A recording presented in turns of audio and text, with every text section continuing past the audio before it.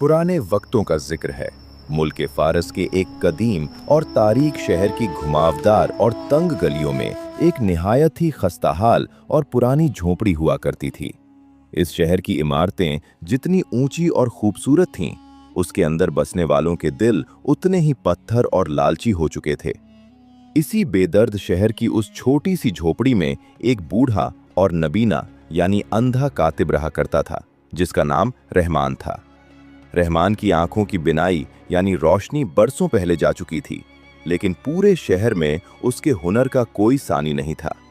खुदा ने अगर उसकी आंखों से दुनिया देखने की सलाहियत छीन ली थी, तो बदले में उसकी उंगलियों, उसके कानों और उसकी सूंघने की सलाहियत में एक अजीब सा रूहानी तिलिस्म अता कर दिया था। रहमान लोगों के खत सिर्फ सुनकर लिखा करता था। वो जब अपना कलम दवात यानी स्याही में डुबोकर कागज पर चलाता, तो लफ्ज मोतियों की तरह पन्नों पर बिखर जाते। वो सिर्फ कागज को छूकर बता देता था कि कागज की कीमत क्या है और जो शख्स खत लिखवा रहा है उसके दिल में क्या जज्बात छुपे हैं। मगर रहमान की अपनी जिंदगी किसी तारीख कब्र से कम नहीं थी। उसकी इस खामोश जिंदगी के सीने में एक ऐसा नासूर छुपा था जिसका खून आज भी उसके दिल से रिश्ता था। आज से तकरीबन 20 साल पहले रहमान की दुनिया बहुत रोशन हुआ करती थी। उसकी एक खूबसूरत बीवी थी और एक इकलौता निहायत ही मासूम और लाडला बेटा था, जिसका नाम फरहान था। फरहान रहमान की जान था, लेकिन एक मनहूस दिन शहर के एक बड़े मेले में भारी भीड़ और भगदड़ के दरमियान मासूम फरहान कहीं गुम हो गया। रहमान और उसकी बीवी ने दिन रात पागलों की तरह शहर का हर कोना, हर गली और हर कूचा छान मारा, मगर फरहान का कोई सुराग न मिला। इस शदीद गहरे सदमे और गम की ताब न लाते हुए रहमान की बीवी चंद ही महीनों में इस दुनिया से कूच कर गई। अपनी बीवी की मौत और बेटे की जुदाई के गम में रहमान इतना रोया कि उसके आंसुओं ने उसकी आंखों की रोशनी ही मुकम्मल तौर पर छीन ली। अब वो एक मुकम्मल नबीना और तन्हा इंसान था, जो बस अपने खोए हुए बेटे की यादों के सहारे अपनी बची खुची सांसें पूरी कर रहा था। वक्त गुजरता गया। रहमान के बाल बर्फ की तरह सफेद हो गए और चेहरा झुर्रियों से भर गया।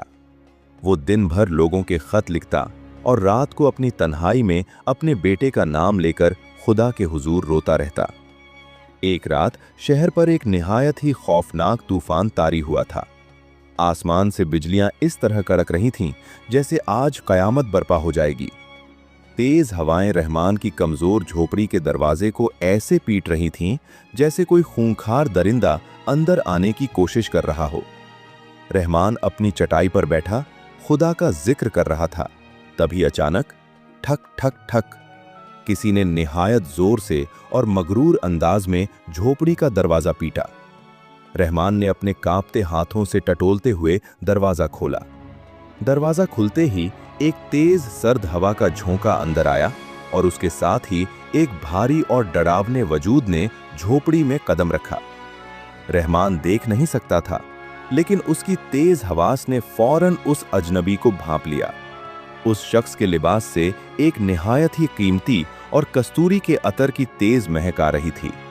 उसके चलने के अंदाज और उसके जूतों की भारी आवाज से साफ मालूम हो रहा था कि वो कोई बहुत रईस, मगरूर और खौफनाक शख्स है। उसके लिबास से पानी टपक रहा था। क्या तुम ही वो नबीना कातिब हो जिसके हुनर के चर्चे इस शहर के हर बाजार में हैं? उस अजनबी ने एक भारी, खुरदरी और जालिम आवाज में पूछा। उसकी आवाज में ऐसी सख्ती थी जो किसी का भी खून सुखा दे। रहमान ने निहायत अदब और नरमी से सर झुकाकर कहा, जी हुजूर, ये नाचीज उसी नाम से पुकारा जाता है। बताइए, इस तूफानी रात में इस फकीर के गरीब खाने पर कैसे आना हुआ? क्या कोई पैगाम लिखवाना है? अजनबी ने अपनी भारी गीली आस्तीन झटकी और छन छन करती हुई अशरफियों यानी सोने के सिक्कों की एक भारी थैली रहमान के सामने जमीन पर फेंक दी। सिक्कों की खनक ने पूरी झोपड़ी में गूंज पैदा कर दी। ये तुम्हारी पूरी जिंदगी की कमाई से भी ज्यादा दौलत है, ए नबीना कातिब। अजनबी ने सख्त लहजे में कहा, मुझे एक खत लिखवाना है, मगर ये कोई आम खत नहीं है। ये एक मौत का फरमान यानी डेथ वारंट है। और याद रहे, जो लफ्ज मैं कहूंगा तुम चुपचाप वही लिखोगे। अगर तुम्हारे कांपते हाथों ने कोई गलती की या इस खत का राज तुमने किसी और पर जाहिर किया तो मैं तुम्हारी जबान और तुम्हारे हाथ दोनों काट दूंगा।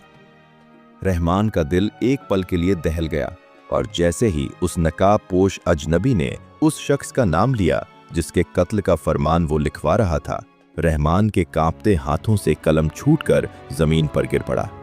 उसके दिल की धड़कनें जैसे रुक सी गईं और उसका सांस सीने में अटक गया। कहानी में आगे बढ़ने से पहले एक गुजारिश है।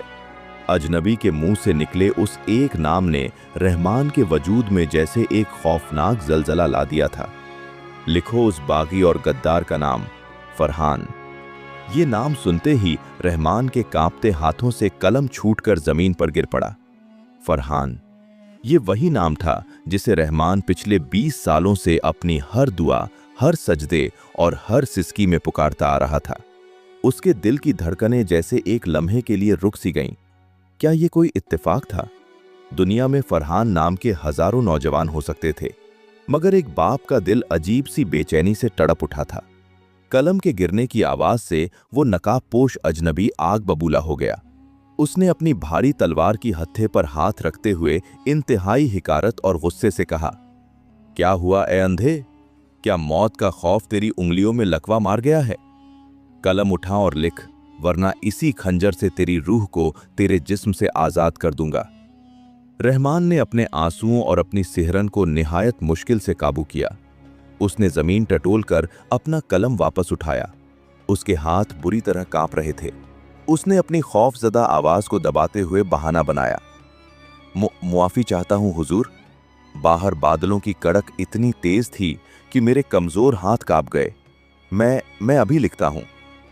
रहमान ने अपना कलम उस छोटी सी कांच की डिबिया में डुबोया। जैसे ही कलम की नोक ने उस गाढ़ी और कड़वी महक वाली रोशनाई को छुआ, रहमान की रूह तक कांप गई। वो समझ चुका था कि ये ताजा खून है, मगर वो खामोश रहा। नकाबपोश ने अपना जालिम हुक्म लिखवाना शुरू किया। ये फरमान वजीर आला की तरफ से है। इस बागी नौजवान फरहान ने सल्तनत के खिलाफ आवाज उठाने और गरीबों को भड़काने की जुर्रत की है। इसलिए कल तक सूरज निकलने के फौरन बाद शहर के बीचों बीच मौजूद बड़े चौराहे पर इसे सरेआम फांसी पर लटका दिया जाए, ताकि कोई और बगावत का सिर न उठा सके। रहमान एक एक लफ्ज लिख रहा था और उसका दिल खून के आंसू रो रहा था। वो जो कुछ लिख रहा था वो किसी नौजवान की सजाए मौत थी, मगर उसके अंदर का बाप अब भी इस कश्मकश में था कि क्या ये वही फरहान है जो उसके आंगन का फूल था। उसे किसी भी तरह इस मुजरिम की पहचान जाननी थी। रहमान ने निहायत ही आजीजी और डरते हुए लहजे में पूछा, हुजूर, गुस्ताखी माफ हो। शाही फरमान के कानून के मुताबिक मुजरिम की कोई जिस्मानी पहचान या अलामत यानी निशान लिखना जरूरी होता है, ताकि सजा के वक्त कोई दूसरा बेगुनाह शख्स उसकी जगह न मारा जाए। क्या उस बागी की कोई खास पहचान है? ये सुनकर अजनबी ने एक खौफनाक और मगरूर हंसी हंसी। तू अंधा है, मगर तेरी मालूमात दुरुस्त है कातिब, अजनबी ने कहा। हाँ, लिख उसकी पहचान। उस बागी के दाएं कंधे की पुश्त पर पैदाइशी तौर पर एक चांद नुमा गहरा काला निशान है। वही उसकी सबसे पुख्ता पहचान है। ये सुनना था कि रहमान के कानों में जैसे पिघला हुआ सीसा डाल दिया गया हो। उसके जिस्म का सारा खून सर्द पड़ गया। दाएं कंधे पर चांद का निशान, ये कोई इत्तेफाक नहीं हो सकता था। ये वही निशान था जिसे रहमान और उसकी बीवी बचपन में चूमकर अपने बेटे की नजरें उतारा करते थे। रहमान का शक अब एक खौफनाक हकीकत में बदल चुका था। वो जिस नौजवान के कत्ल का फरमान लिख रहा था वो कोई और नहीं बल्कि 20 साल पहले बिछड़ा हुआ उसका अपना सगा बेटा फरहान था। रहमान की आंखों से बेतहाशा आंसू बहने लगे, लेकिन वो उन्हें रोक न सका। वो खून के आंसुओं से रोना चाहता था, चीखना चाहता था, मगर उस अजनबी के खौफ से उसे अपनी सिसकियों को अपने सीने में ही दफन करना पड़ा। अजनबी ने अपनी बात को और भी खौफनाक बनाते हुए आगे कहा, और सुन ए कातिब, तू जिस गाढ़ी रोशनाई से ये फरमान लिख रहा है ये कोई आम स्याही नहीं है। ये उसी बागी फरहान के जिस्म से निकाला गया ताज़ा खून है। वजीर आला का हुक्म था कि उस गद्दार की मौत का फरमान उसी के खून से लिखा जाए, ताकि आहिस्ता आहिस्ता उसका खून निचोड़कर उसे ये दर्दनाक एहसास दिलाया जा सके कि हुकूमत से टकराने का अंजाम क्या होता है। ये खौफनाक सच सुनकर रहमान का कलेजा फट गया। वो अपने ही बेटे के खून से अपने ही हाथों अपने लाडले की मौत का फरमान लिख रहा था। एक बाप के लिए इससे बड़ी कयामत और क्या हो सकती थी, जिसे दफन करने के लिए वजीर उसे इतनी जल्दी और खामोशी से सूली पर चढ़ाना चाहता है। ये ख्याल आते ही रहमान के कमजोर जिस्म में जैसे एक शेर की ताकत आ गई। उसने फैसला कर लिया कि वो इस जालिम वजीर के नापाक इरादों को कामयाब नहीं होने देगा। वो सीधा शहर के सुल्तान के दरबार में जाएगा। रहमान ने अपने कांपते हाथों से अपनी पुरानी लकड़ी की लाठी उठाई। उसने जमीन पर पड़ी अशरफियों यानी सोने के सिक्कों की थैली और उस ताज़ा खून वाली कांच की डिबिया को अपने फटे हुए कुर्ते की जेब में रख लिया। उसने अपने खुदा को याद किया और उस तूफानी, सर्द और खौफनाक रात में अपनी झोपड़ी से बाहर निकल पड़ा। बाहर कयामत का मंजर था। आंधी इतनी तेज थी कि दरख्त जड़ों से उखड़ रहे थे। बारिश की बूंदें रहमान के कमजोर जिस्म पर तीरों की तरह चुभ रही थीं। कीचड़ और पत्थरों से भरे उन ऊबड़ खाबड़ रास्तों पर एक अंधे इंसान का चलना नामुमकिन था। रहमान बार बार ठोकर खाकर गिरता। उसके घुटने छिल गए, उसके हाथों से खून रिसने लगा, उसकी पेशानी पत्थरों से टकराकर जख्मी हो गई। मगर हर बार जब वो गिरता तो उसे अपने बेटे फरहान का वो मासूम चेहरा याद आ जाता, वो चेहरा जिसे उसने 20 साल पहले आखिरी बार देखा था। नहीं, मैं अपने लाडले को सूली चढ़ने नहीं दूंगा। मैं आ रहा हूं मेरे बच्चे, तेरा बाप आ रहा है। ये कहते हुए वो फिर उठ खड़ा होता और अपनी लाठी के सहारे आगे बढ़ने लगता। गिरते पड़ते खून में लथपथ रहमान आखिरकार शाही महल के बड़े और अजीम दरवाजे तक पहुंच ही गया। महल के बाहर खड़े हथियारबंद और खूंखार पहरेदारों ने जब एक फटे हाल, जख्मी और अंधे बूढ़े को इस तूफानी रात में महल की तरफ आते देखा तो उन्होंने अपने नेज़े भाले तान लिए। रुक जा ए अंधे फकीर, एक मुहाफिज ने खुरदरी आवाज में डांटा। ये सुल्तान का शाही महल है, कोई यतीम खाना नहीं। सुबह होने से पहले यहां से दफा हो जा, वरना इसी नेज़े से तेरी जान निकाल लूंगा। रहमान डरा नहीं। उसने अपने कुर्ते की जेब से वो अशरफियों की भारी थैली निकाली और मुहाफिजों के कदमों में फेंक दी। सिक्कों की खनक सुनकर मुहाफिज एक पल के लिए हैरान रह गए। ये सारी दौलत रख लो, रहमान ने अपनी पूरी ताकत से चीखते हुए कहा, मगर मुझे अभी इसी वक्त सुल्तान से मिलने दो। सल्तनत खतरे में है। वजीर आला सुल्तान की पीठ में खंजर घोंपने वाला है और उसका सबूत मेरे पास है। गद्दारी और सल्तनत के खतरे की बात सुनकर मुहाफिजों के होश उड़ गए। सुल्तान सिकंदर, जो इस खौफनाक तूफान की वजह से रात भर सो नहीं सका था, अपने दरबार खास में मौजूद था। मुहाफिज फौरन उस जख्मी और अंधे कातिब को घसीटते हुए सुल्तान के दरबार में ले गए। सुल्तान सिकंदर अपने ऊंचे तख्त पर बैठा था। जब उसने देखा कि एक बूढ़ा नबीना इंसान, जिसके कपड़े खून और कीचड़ से सने हुए हैं, उसके दरबार में लाया गया है, तो वो हैरान रह गया। कौन हो तुम ए बूढ़े इंसान, और तुमने मेरे वजीर आला पर गद्दारी का इतना बड़ा इल्जाम लगाने की जुर्रत कैसे की? सुल्तान ने अपनी जलालत भरी आवाज में पूछा। रहमान ने निहायत अदब से सर झुकाया और कांपते हाथों से खून की वो कांच की डिबिया सुल्तान के सामने पेश कर दी। ऐ मेरे आका, रहमान की आवाज में एक बाप का दर्द और एक सच्चे इंसान की बेबसी थी। मैं इस शहर का एक मामूली नबीना कातिब हूं। चंद घंटे पहले आपका वजीर आला भेष बदलकर मेरी झोपड़ी में आया था। उसने मुझसे एक बेगुनाह नौजवान फरहान की मौत का फरमान लिखवाया है। और हुजूर, ये डिबिया देखिए, उसने वो फरमान किसी स्याही से नहीं, बल्कि उसी नौजवान के ताज़ा खून से लिखवाया है। वजीर उसे सूरज निकलते ही फांसी पर चढ़ाने वाला है, क्योंकि उस नौजवान ने वजीर की गद्दारी और तख्त पलटने की साजिश का पर्दाफाश कर दिया है। सुल्तान सिकंदर ये सुनकर सन्न रह गया। खून की वो डिबिया देखकर सुल्तान का माथा ठनका। उसे याद आया कि वजीर आला ने उससे शहर के एक बागी को सजा देने की इजाजत मांगी थी, मगर इस कदर जल्दबाजी और खामोशी से कत्ल करने की कोई वजह नहीं बताई थी। उसी लम्हे अल्लाहु अकबर, दूर शहर की बड़ी मस्जिद से फज्र की अजान की आवाज गूंज उठी। तूफान कुछ कम हो चुका था और आसमान के एक कोने से सूरज की पहली सुर्ख किरण फूटने वाली थी। रहमान तड़प कर सुल्तान के कदमों में गिर पड़ा और ज़ारो कतार रोते हुए बोला, सुल्तान, वो नौजवान सिर्फ एक वफादार नहीं, वो मेरा 20 साल पहले बिछड़ा हुआ इकलौता बेटा है। अगर सूरज निकल आया हुजूर, तो फांसी का फंदा खींच दिया जाएगा। सिर्फ मेरा बेटा नहीं मरेगा, बल्कि आपकी सल्तनत भी वजीर की गद्दारी का शिकार हो जाएगी। खुदा के वास्ते फांसी रुकवाइए। सुल्तान सिकंदर अपनी म्यान से अपनी शाही तलवार निकालते हुए झटके से खड़ा हो गया। उधर शहर के बीचों बीच मौजूद बड़े चौराहे पर खौफनाक सन्नाटे के दरमियान फांसी का फंदा तैयार था। बेगुनाह फरहान, जिसका जिस्म जुल्म सहकर लहूलुहान हो चुका था, फांसी के तख्ते पर खड़ा था। उसके चेहरे पर खौफ नहीं, बल्कि वतन की मोहब्बत और सच्चाई का नूर था। जल्लाद ने फरहान के गले में वो मोटा और खुरदरा रस्सा डाल दिया था। नकाब पोश वजीर आला अपने घोड़े पर बैठा सूरज की पहली किरण का इंतजार कर रहा था, ताकि अपने सबसे बड़े दुश्मन को हमेशा के लिए खामोश कर दे।